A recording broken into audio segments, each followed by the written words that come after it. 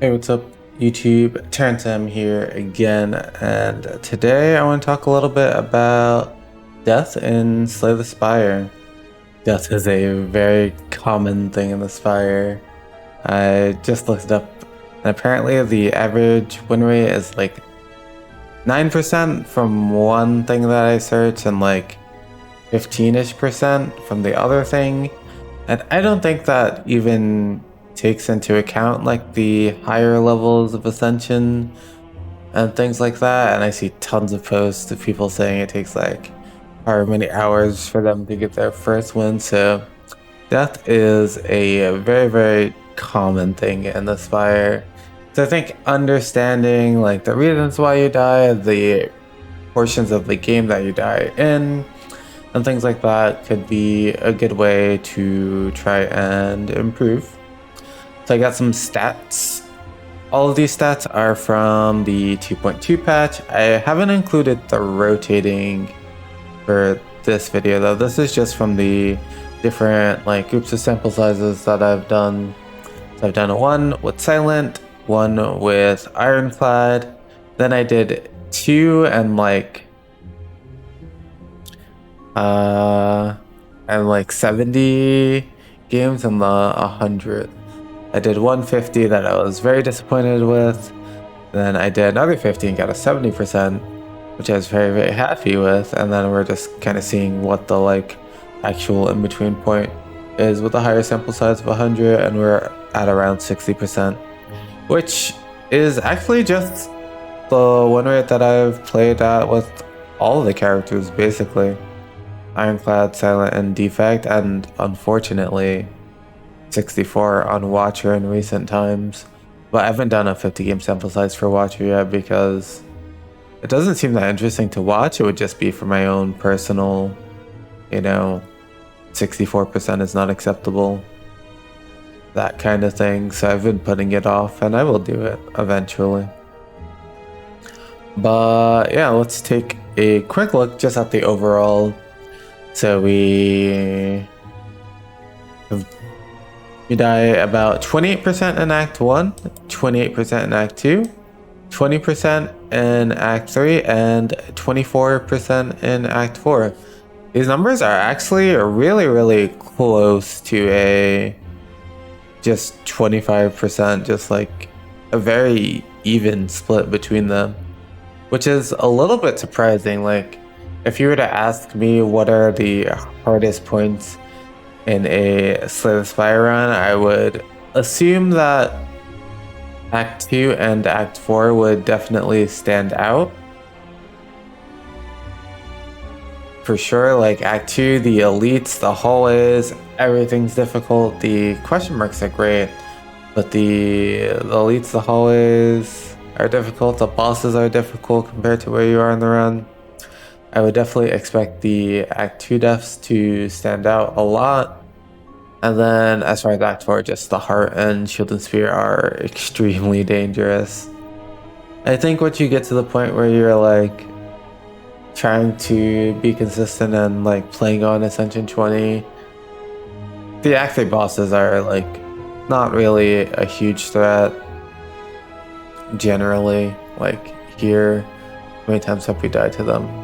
Like 5, 11 and 268 runs we've died to an Act 3 boss. Not a very relevant thing at all.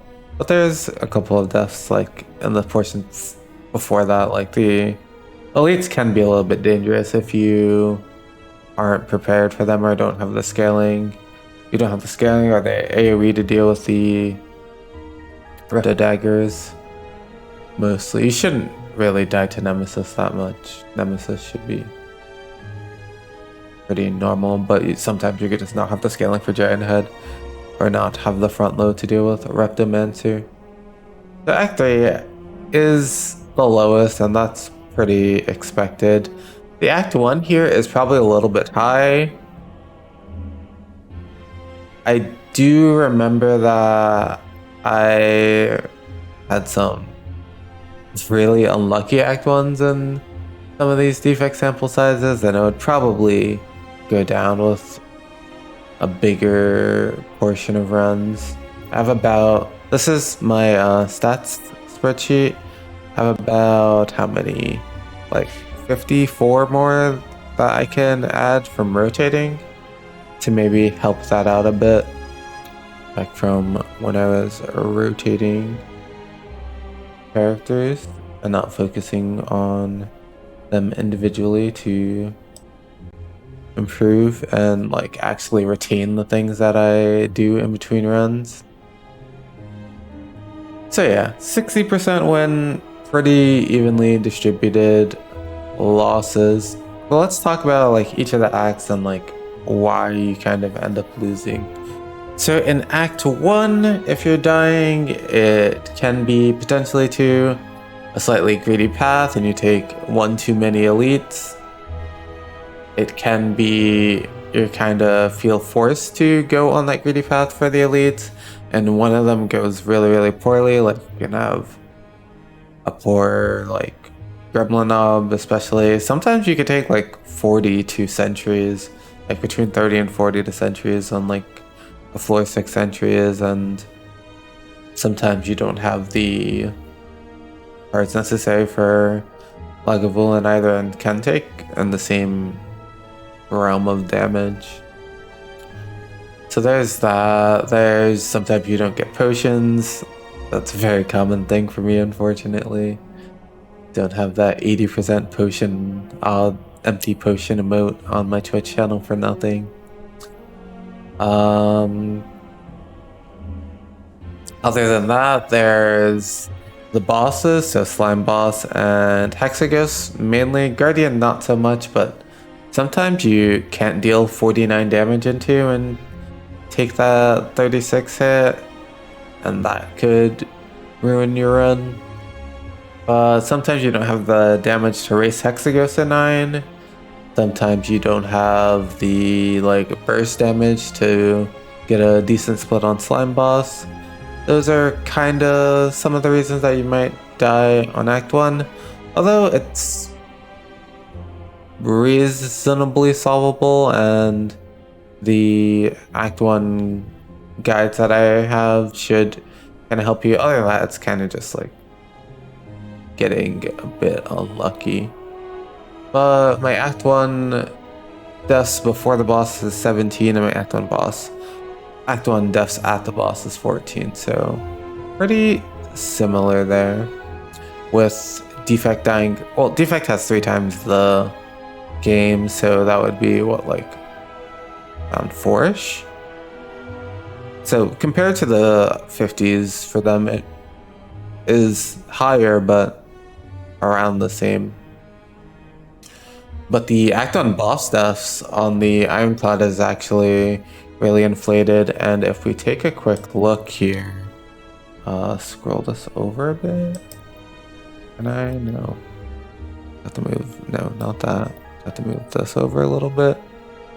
But Hexagos is the hardest Act 1 boss, and in this 50 game sample size, we got a lot of Hexagos.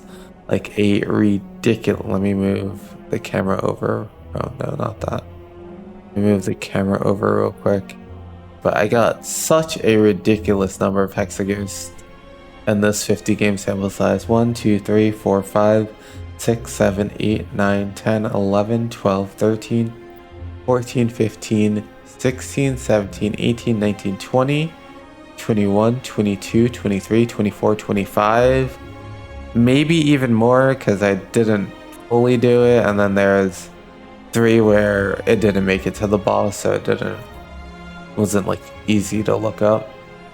But with half of your runs going to the Hexagos, and that being easily one of the hardest fights for the Ironclad, hardest boss fights for sure, just like a legitimately difficult fight. Getting it 25 compared to like 16, 17 times, so you gotta like 9 or 8 more times than you would normally. So we died a lot to the Act 1 boss and that Ironclad grouping.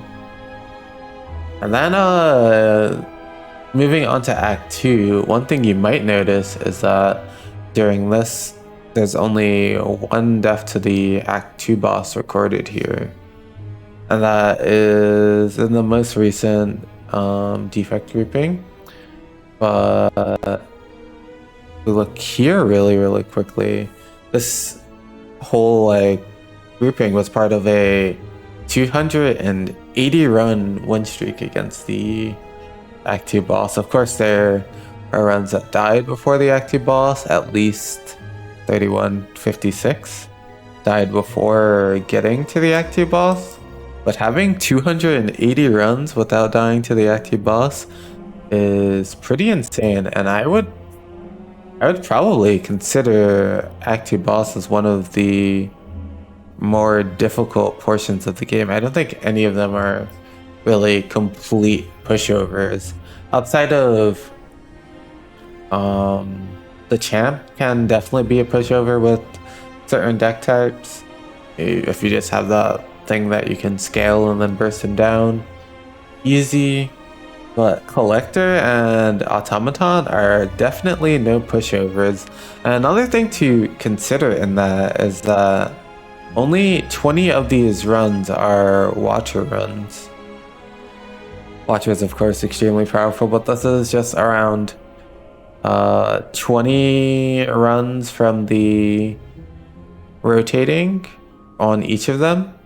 And then the 50 sample size. It's the last one before this was an Ironclad one, so it's 19 Ironclad, 20 Silent, 20 from the Watcher, 20 from the Defect, and then another of the 20 from the Defect, 50 from the Defect, and then 20 into the second sample size for the 250 that I recorded, and then that I have recorded in here, and then I counted it as the boss streak ended a while ago at this point. And it was got all the way up to 280 runs, which is pretty cool. And I don't think it's a stat that's tracked by other big Spire streamers and content creators, but it would be kind of interesting to know how big that number is compared to other people. It's a pretty irrelevant fact, but it's kind of interesting. So the Act 2 boss, it's really surprising that stat actually. I wouldn't expect it at all. Collector is I think that the Act 2 bosses are really well designed, and it's something you're almost always worried about unless you're just unbelievably ahead of the curve and broken. Collector and Champ I am worried about in all of my runs, kind of. And then of course there's a bunch of Act 2 deaths here on Defect. I know for sure during the first 50 games I did on Defect that I did overextend into the Act 2 a lot. Act 2 is just extremely dangerous. The elites are very dangerous. You don't want to go into them without potions. Slavers especially. Being able to deal 50 damage on the red slaver in 2 turns is not an easy task, especially when you can be weaked by the blue slaver on 1. And then after that point you're vulnerable and probably weak, and it becomes a really bad time. And then once you shuffle your deck, it gets even worse. Definitely want to respect Act 2. Sometimes not really planning for elites until the second half of the act, or until you have until push chests, or you have some potions. Even push chests without potions is a bit scary. Try to avoid the Act 2 elite, at least unless you're feeling extremely confident. I think that was definitely a big problem for me in those 22 deaths. I remember a couple times it's oh, I have an electrodynamics, I'll be fine into slavers, even though my potion's kind of whatever. And then it's you don't see it in your first 10 cards, and then you're vulnerable and things are going really bad. So yeah, that's not great. Book of Stabbing as well has 170 health, not very easy to kill and can scale up very, very large. Does tons of damage. Once it gets to like the 35 and 42, you definitely want to be close to killing or have killed it already. Yeah, and then outside of that, there's just like avocado rat, snake plant, everything in Act 2 is dangerous. Just be careful in Act 2. Act 3 deaths, the lowest amount. I mean, there's things like Jawworm Horde, and like Transient that can be a little bit dangerous. But mostly the elites, like I said before, Reptimancer and Giant Head are definitely to be respected, but I think most of the time once you are hitting Act 3, I think in like 90% plus of my Act 3, of the times I get to Act 3, I am looking to fight every single elite in Act 3. I very rarely am like avoiding elites in Act 3. And then the Act 3 boss are generally pushovers as well. I mean, we've died to them the 11 times in 268 runs, and that's like not counting Watcher rounds, which would die even less at that point. And yeah, I mean, Time Eater can be a bit scary in general, and then there's like Awakened One sometimes, but I don't even think Awakened One's that bad for Defect usually. Yeah, it's mostly Time Eater that is like always to be respected, and you like have to have a plan for him. And then there's Act 4. There's actually a surprisingly low amount of Act 4 elite deaths, with from the 250s none, and it's lower over larger sample sizes. I did unfortunately lose the stat sheet that I had from before the 2.2 patch, but it was pretty low during that one as well. But I think a big part of that is that generally you are like not... Another thing to mention about the Act 3 boss thing is that most of the time you're not even trying to use potions in the Act 3 boss as well when you're planning to go to Act 4. So yeah, they're even more pushovers, but you can always refill potions in the Act 4 shop if you have enough money as well. But I think the reason that the Act 4 elite thing is 0 or just low in general, the other characters, and then not that high on Defect, that you're just like using your potions if you would die there, but they do definitely contribute to the loss a lot, because if you lose too much health, then you're gonna die to the heart. So with Ironclad and Silent died about 5 and 6 times, with Defect died 12 times and over 3 times the round, which is actually really good. Well, only 12, like, since you would expect it to be... I would expect Defect to be one of the worst at the heart for sure, but if you were to just assume that the trend stays with the Ironclad and Silent, and you just multiply it by 3 to get an approximation, it would be higher for both Ironclad and Silent. So maybe those were just like more heart deaths than expected, because Silent has tools like Piercing Wail and Wraith Form, which deals with Act 4 really well, and like poison stuff deals with the heart in a really good way. And then Ironclad, not as much, but I would still expect him to do better than Defect would. Maybe not. I don't know. Obviously we need more games, need bigger sample size. Just want to mention some kind of interesting things that I noticed with this. But let's get into, just quickly before we end, some of the individual ones. So Ironclad died in Act 1 the most. That is that whole 25 hexagos thing. Maybe like forcing me to do things where I like died the other 3 times, or yeah, maybe just forcing me to do things where I died the 3 times and the hexagos being a problem, or just getting unlucky at an elite or something, and then just hexagos deaths. Unfortunate. Died in Act 2, 6% of the runs.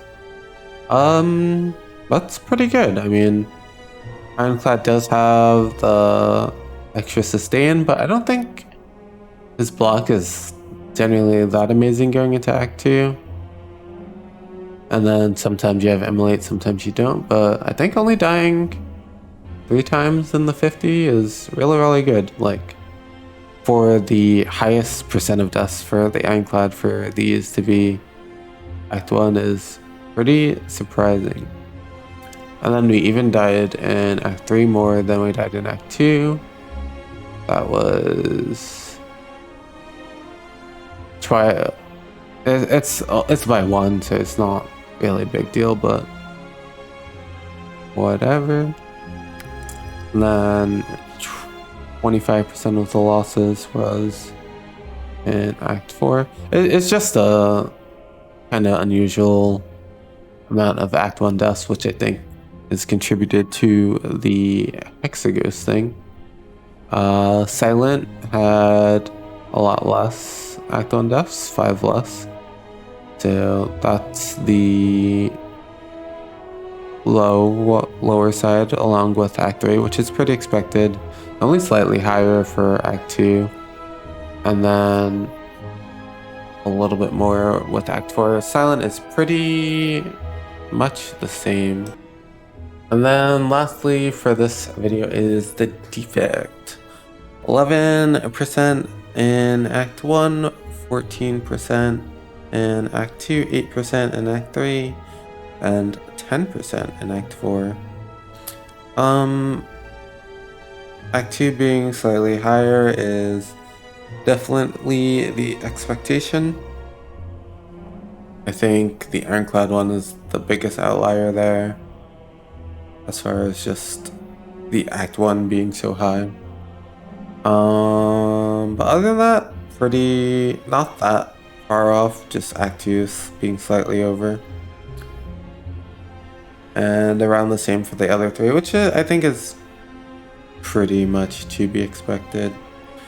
But let me know what you guys thought about this video, whether this is something you liked or not. I will be trying to update this a little bit more, at least add the rotating. And if you want to check out the spreadsheet, I can link it. It just has some of the last 50, 100, whatever. This hasn't changed much since I haven't played. I've been playing mostly Defect and haven't exactly updated that. This is some of the rotating runs. This is the Defect one that we're on right now. Missing like 2 runs or something. Some of my achievements and just like what I've done, what the best that we know about is on a character, and yeah, for win streaks and win rate, and then just that's for each of the characters. Another stat sheet for the deaths that I have to fix. I think I just want to have one for the sample sizes and one for just like overall deaths. But yeah, let me know what you thought about the video, and let me know if you have any ideas for improving the spreadsheet or other information that you might want to know. And thank you for watching.